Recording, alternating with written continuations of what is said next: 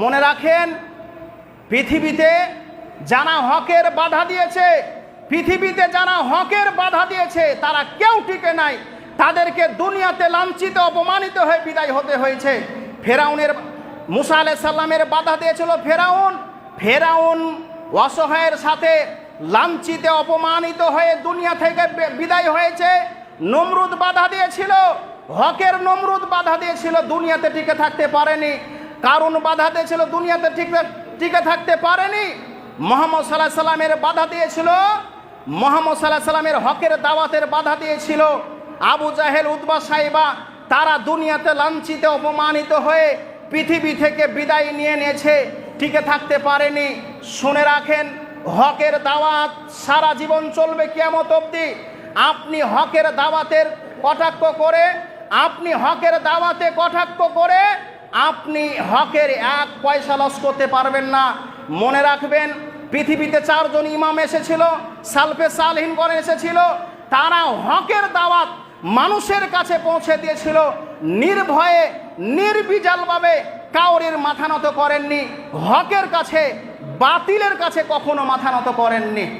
মনে রাখেন, ইমাম আবু হানিফা রাহিমাহুল্লাহ আলাই, ইমাম আবু হানিফা রাহিমাহুল্লাহ আলাইকে সেই সমাজে স্বৈরাচারী বাদশা এবং কিছু ওলামায়ে সু তারা চক্রান্ত করে ইমাম আবু হানিফাকে বিষ খাইয়ে হত্যা করেছিল। তবুও ইমাম আবু হানিফা রাহিমাহুল্লাহ আলাই বাতিলের কাছে মাথা নত করেননি। মনে রাখেন, ইমাম শাফি রাহিমাহুল্লাহ আলাই দেশ ছাড়া হয়েছিল, দেশ থেকে বিদায় হয়ে গেছিল, তবুও বাতিলের কাছে মাথা নত করেননি।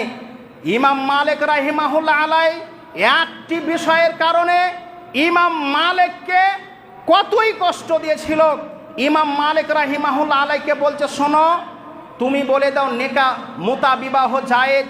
যেগুলো মানুষ মুতা বিবাহ করে, হঠাৎ করে যে তাকে একটা শাড়ি দিয়ে বলছে তুমি আমার স্ত্রী, এইভাবে সেই সময়তে মুতা বিবাহ ছিল। ইমাম মালিক রাহিমাহুল্লাহ আলাই বলছে এই মুতা বিবাহ জায়েজ নয়, কারণ যতগুলো হাদিস বর্ণিত হয়েছে মুতা বিবাহের ব্যাপারে সমস্ত হাদিস মানসুখ হয়ে গেছে, রহিত হয়ে গেছে। ইমাম মালিককে সেই সময় স্বৈরাচারী বাদশা বলল, তোমাকে এই, ইমাম মালিককে বলছে তোমাকে এই মুতা বিবাহের উপরে সিগনেচার করতে হবে, তোমাকে কি করতে হবে, সহি করতে হবে, তোমাকে বাধা করতেই হবে। ইমাম মালিককে চাপ দিয়ে বললেন। ইমাম মালিকের সেই সময় বড় বড় ওলামায়ে সু ছিল, খারাপ আলেম ছিল, তারা বলছে ইমাম মালিক তুমি এটা মেনে নিলে তো কি হলো, তুমি তো বলে দাও মুতা বিবাহ জায়েজ। ইমাম মালিক রাহিমাহুল্লাহ আলাই মানেননি। তাকে এত কষ্ট করে তাকে দুনিয়া ছাড়া করতে হয়েছে, দুনিয়া ছাড়তে হয়েছে। ইমাম মালিককে খারাপ উটনির পিছনে, যেগুলো উটনি পেট খারাপ হয়ে আছে তার পায়ের পিছনে বেঁধে দিয়ে টানতে টানতে টানতে টানতে রাস্তাতে নিয়ে যাচ্ছে, আর কিছু ছেলে মেয়ে তাকে ঢেল চালাচ্ছে, ছোট বাচ্চারা এক ঢিল মেরে মেরে ইমাম মালিককে দুনিয়া ছাড়া করেছে। তবুও ইমাম মালিক বাতিলের পক্ষে কখনো স্বীকৃতি দেয়নি, বাতিলের কাছে মাথা নত করেনি।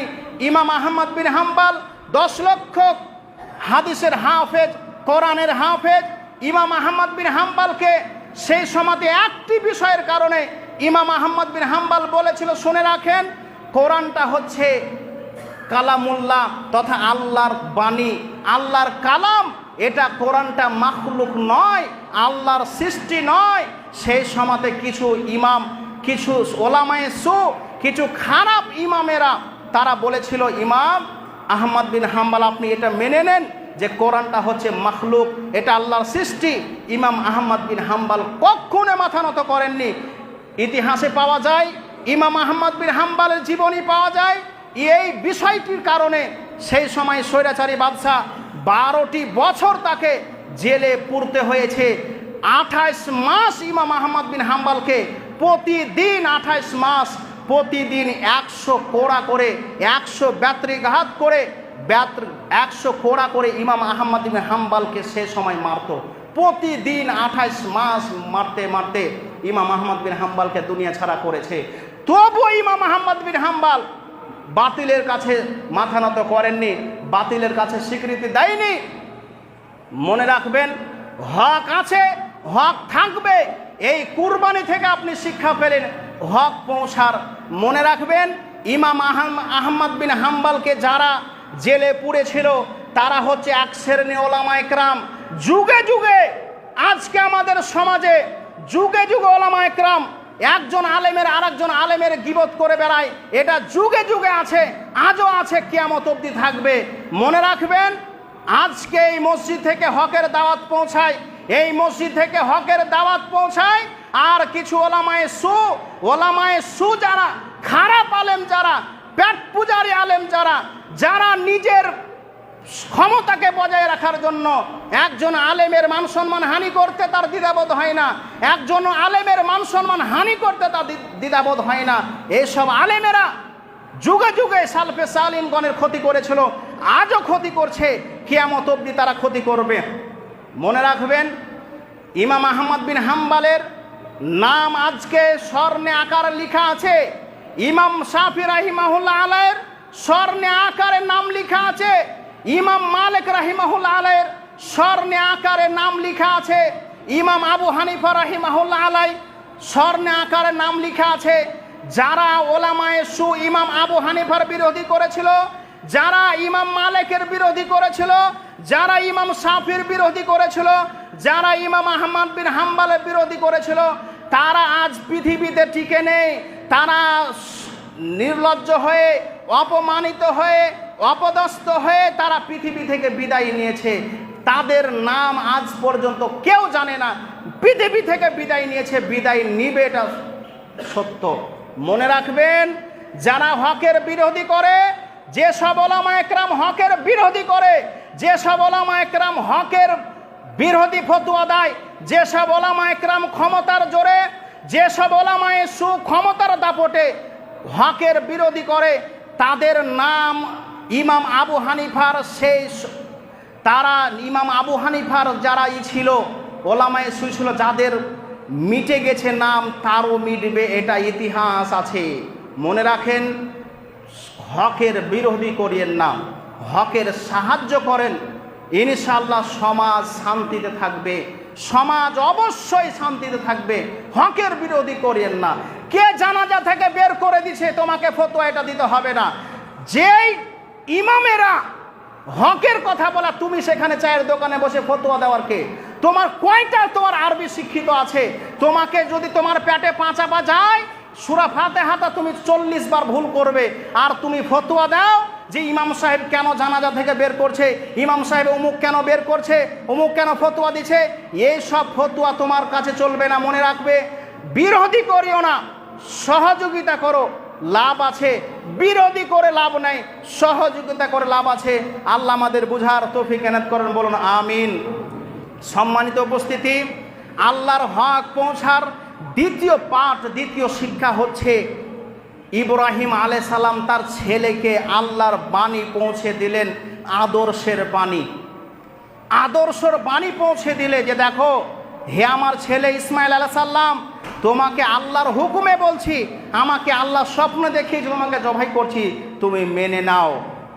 এটা হচ্ছে আপনার আদর্শের বাণী, ছুপায়নি। এটা আদর্শের বাণী, আল্লাহর হুকুম তৈরি করেছে আল্লাহ, আল্লাহ হুকুম অবতীর্ণ করেছে, মেনে নিয়েছে। ইব্রাহিম আলাইহিস সালাম তার ছেলেকে পৌঁছে দিয়েছেন। বলেন তো, কোরআন কত বছর নাজিল হওয়া হলো? আজ থেকে কমসে কম 1446 হিজরি আজ চলছে বর্তমান। আরবি হিজরিতে 1446 হিজরি মুহাম্মদ সাল্লাল্লাহু আলাইহি সাল্লামের জীবনী। কোরআন অবতীর্ণ হয়েছে 1446 হিজরিতে। আর কোরআনে কয় জায়গায় সলাতের কথা বলা হয়েছে? 82-83 জায়গায় মতান্তরে রয়েছে। আপনি আপনার ছেলেকে সলাতের দাওয়াত দিয়েছেন। ইব্রাহিম আলাইহিস সালাম তো তার ছেলেকে নির্বিঘ্নে নির্ভেজালভাবে সঙ্গে সঙ্গে দাওয়াত দিয়েছেন। আপনি আপনার ছেলেকে দাওয়াত দিয়েছেন, সলাতের দাওয়াত দিয়েছেন? বলেন না, আজকে যে জুমা পড়তেছেন আপনি কে দাওয়াত দিয়েছে যে চলো জুমা পড়তে? একজন বলেন, একজন বলেন যে আমার ছেলেকে আমি বলেছি আজকে তোমাকে জুমা পড়তে যেতে হবে। জুমা না বলেছেন, ফজরের নামাজে কে বলেছেন বলেন তো? এটা আমি প্রশ্ন করছি আপনাদেরকে। ফজরের নামাজে বলেছেন যে চলো নামাজ পড়তে? বলেছেন? আমার ধারণা অনুযায়ী হয়তো বলেননি বলে মুখ ফুটছে না। আজকে দুঃখের সাথে বলে আজকে মুসলমানের দুর্দশা। আজকে এই সমাজ দেখেন, মসজিদে জুমার নামাজ পড়তে এসে ভরপুর লোক আপনারা বসে আছে। আজকে ফজরের কথা বলছে আপনাকে, ফজরের জামাতে মাত্র 13 জন মানুষ নামাজ পড়েছে আজকে। সে ছোট বাচ্চাগুলো আমি বাদ দিলাম, যারা সাবালক, যারা বড়, তাদের কথা বলছে। মাত্র 13 জন ইমামকে নিয়ে 14 জন নামাজ পড়েছে। কি করে আপনার ছেলেকে আপনি দাওয়াত দিলেন যে সে ছেলেটা নামাজ পড়তে আসে না? হকের দাওয়াতটা আপনার ছেলেকে দিয়েছেন আপনি, কিভাবে আপনি দাওয়াত দিচ্ছেন? মনে রাখবেন, হকের দাওয়াত না দিলে কিয়ামতের মাঠে আপনি ধরা পড়বেন। আপনার ছেলেকে আপনি কিভাবে দাওয়াত দিচ্ছেন যে আপনার ছেলেটা সালাত আদায় করতে আসে না? কি শিষ্টাচার, কিভাবে আপনি, কি নিয়মে আপনি দাওয়াত দিচ্ছেন? চেষ্টা করেন, হকের দাওয়াত দেন। আপনার ছেলেকে দেখেন, আপনার ছেলেকে আজকে দেখবেন আপনি আপনার চোখের সামনে, রাজমিস্ত্রি ছেলে আপনার আজকে কিছু ইদানিং যুবকের আজকে দেখবেন হাফ প্যান্ট পরে বেড়াচ্ছে। কিভাবে আপনি ভাষাটা বলবো আমি খুঁজে পাই না। আরে নাবালকরা, সাবালক ছেলে, বড় বড় ছেলে, ইদানিং কিছু ছেলেকে দেখবেন হাফ প্যান্ট পরে বেড়াচ্ছে। রাজমিস্ত্রি, বিশেষ করে যারা রাজমিস্ত্রি আছো তাদেরকে আমি বলি, রাজমিস্ত্রি যুবককে, আরে হাফ প্যান্ট তোমার কার আদর্শ? তুমি যুবক হয়েছ, তুমি বড় হয়েছ। পুরুষের সূত্রা হচ্ছে নাভি থেকে হাঁটু পর্যন্ত ফরজ। পুরুষের সূত্রা নাভি থেকে হাঁটু পর্যন্ত ফরজ।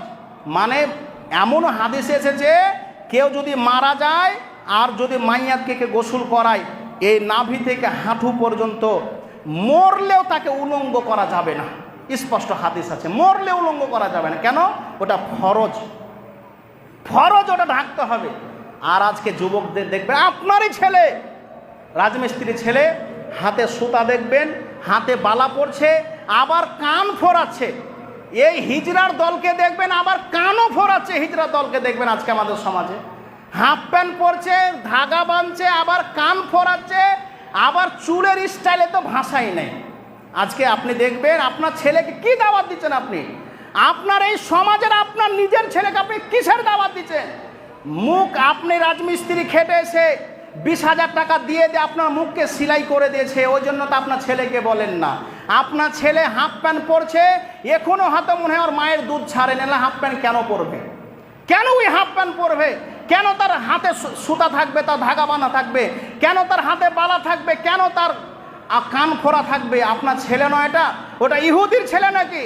ওটা খ্রিস্টানের ছেলে? আপনার ছেলে ওটা? ওটা মুসলমানের ছেলে, যে কুরবানি করে খাসির মাংসকে 3 বার মেপে মেপে চারিদিকে ভাগ করে এসেছে। ওটা আপনার ছেলে, ওই কুরবানি খাসির করা ছেলে ওটা, যে কুরবানি খাসিকে কেটে একবার ভাগ ভুল হয়ে গেল আর একবার ভাগ করে। এরা শুধু গোশ খাওয়া মুসলমান, এরা আসলে মুসলমান নয়। না হলে হাফ প্যান্ট পরে কি করে বেড়াতে পারে? কি করে আপনার ছেলেটা হাফ প্যান্ট পরে সে রাস্তা রাস্তা দৌড়িয়ে বেড়াতে পারে? আজকে দেখুন আপনার ছেলেকে দেখুন না, মাঠে গিয়ে কত বড় বোতল নিয়ে যাচ্ছে। কত বছরে, কিছুদিন আগে খবর পেলাম, প্রায় 15 থেকে 16 বছর, খুব যে 17 বছর একটা ছেলেকে মাঠে গিয়ে মদ খাচ্ছে। সুবহানাল্লাহ। ইদানিং কিছু পয়সা পেয়েছে, অল্প বয়সে পয়সা পেলে যা হয়, মাঠে গিয়ে মদ খাচ্ছে। আপনার এই বাগানগুলোতে দেখবেন, এই সমাজের মানুষদেরকে আমি দৃষ্টি আকর্ষণ করছি, এই সমাজের মানুষদের আমি দৃষ্টি আকর্ষণ করছি, এই কবরস্থানের সাইডে বাগানগুলো আপনি খুঁজে দেখবেন। যারা দায়িত্বশীল আছেন, যারা এই সমাজের দায়িত্বশীলদেরকে বলছি, আপনি একটু খুঁজে দেখুন। আপনার ছেলে গিয়ে সেখানে জুয়া খেলছে, আপনার ছেলে ওখানে তাস খেলছে, আপনার ছেলে ওখানে মদ খাচ্ছে। আপনি একবার বলেছেন ইব্রাহিম আলাইহিস সালামের ছেলে, ইব্রাহিম আলাইহিস সালাম সঙ্গে সঙ্গে তার ছেলেকে দাওয়াত দিলেন। আপনি কয়বার দাওয়াত দিয়েছেন? কয়বার বলেছেন আপনার ছেলেকে যে তুমি এসো, সালাতের দিকে এসো, এই তোমাকে হাফ প্যান্ট পরতে হয় না, তোমাকে এই লাল ধাগা বাঁধতে হয় না, তোমাকে কান পরাতে হয় না, তোমাকে ফ্রি ফায়ার পাবজি খেলতে হয় না? কয়বার আপনার ছেলেকে বলেছেন? আজকে দেখুন না, মাগরিব হলে, এশার হলে কিছু কিছু ছেলে যুবককে দেখবেন 24 ঘন্টা ফ্রি ফায়ারে ব্যস্ত থাকছে, 24 ঘন্টা ফ্রি ফায়ারে ব্যস্ত থাকছে। তার মা যদি তাকে খাবার খেতে ডাকছে, তার খাবারের দিকেও ধ্যান থাকছে না। এই সমাজ আজ ইহুদি খ্রিস্টানের সাদৃশ্য অবলম্বন করছে। এই সমাজ ইহুদি খ্রিস্টানের সাদৃশ্য অবলম্বন করে আজকে সমাজ বলছে যে আমরা শাস্তিতে ভোগ করছি, ম্যাঘ কেন হচ্ছে না? আষাঢ় মাস ভরপুর মেঘের সমা, আষাঢ় মাস মেঘের সমা, ম্যাঘ কেন হচ্ছে না? ম্যাঘ এমনি হয় না, এমনি ম্যাঘ হয় না। কিছু কিছু মানুষ বলবে আরে উমুক মাদ্রাসা আসে না, মুলবিরা তো দোয়া করে না। আজকার মুলবিকে দেখেছি দোয়া করেছে তো ম্যাঘে ভিজতে ভিজতে বাড়ি এসেছি। শুধু মুলবির দোষ না, আপনার বেটা আপনার দোষ। আপনার বেটা হাফ প্যান্ট পরেছে, আপনি কি 20,000 টাকায় কানা হয়ে গেছেন? আপনার মুখ কি সেলাই করেছে? আপনি যে ফজর ওয়াক্তে আসেন, নামাজ পড়তে আসেন, আর আপনার ছেলে শুতে আছে, আপনি কি হিজড়া? আপনি বাঁঝা যে আপনি আপনার ছেলেকে মেরে নিয়ে আসতে পারেন না? আপনার ক্ষমতা নাই? এখানে আপনার ছেলেকে যদি কেউ মারে, লাঠিটা প্রথমে কে বের করবে? মৌলভী সাহেব বাহির করবে লাঠি, না আপনি বাহির করবেন?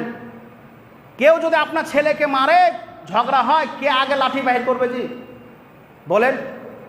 বাপ বাহির করবে, বাপ দেখবে আবার আমার ছেলেকে মারলে কেন? আর আল্লাহ যে বলছে সালাত আদায় না করলে তাকে জাহান্নামে পুরতে হবে, আপনি একবার এই টেনশন নিয়েছেন? নেননি তো। কেন? ওই যে 20,000 টাকা মাস আপনাকে দিচ্ছে, মুখকে সেলাই করে দিয়েছে আপনার। ওই রাজমিস্ত্রি খেটে এসে 20,000 টাকা মাস, 13-14টা বেটা আছে, টেনশন কি আছে? আরে 10 করে দিলেও তো 77,000 হয়।